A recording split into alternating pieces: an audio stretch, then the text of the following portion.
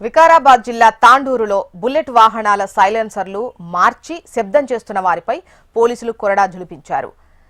SP Sneha Mehra ఆదేశాల మేరకు Tandur DSP nursing Yadaiah ఆధ్వర్యంలో బుల్లెట్ వాహనాలపై నిఘా పెట్టారు. నిబంధనలకు విరుద్ధంగా నడిపిస్తున్న బుల్లెట్ వాహనాలను అదుపులోకి తీసుకొని సైలెన్సర్స్ ను జేసీబీ యంత్రంతో తుక్కుతుక్కు చేశారు. ఎక్కువ శబ్దాలు చేసే వాహనాలు నడపడం నిబంధనలకు విరుద్ధమని డీఎస్పీ నర్సింగ్ యాదయ్య అన్నారు.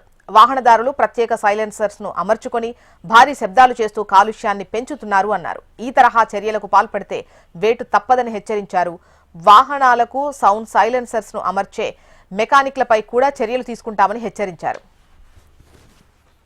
వారోత్సవాలకు సంబంధించి మనకు ఈ నెల మొదటి నుంచి ఈ రహదారి భద్రత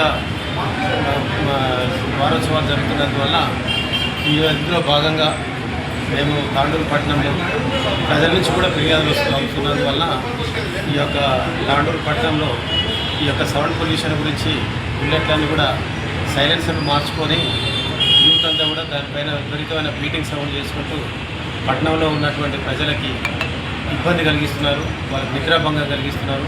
పాఠశాలలు ప్రార్థనా మందిరాల దగ్గర కూడా డిస్టర్బెన్స్ కలిగిస్తున్నారు. కాబట్టి దీనిపైన మాకు ఫిర్యాదులు అందించడం వల్ల గత వారం రోజుల నుంచి ఈ యొక్క బుల్లెట్లు, రాయల్ ఎన్ఫీల్డ్ బళ్ళు ఇలాంటివన్నీ కూడా సౌండ్ సైలెన్సర్ మార్చిన ప్రతి బళ్ళను పట్టుకొని వాళ్ళపైన కేసులు నమోదు చేస్తూ కోర్టులో కూడా హాజరుపరచడం జరుగుతుంది.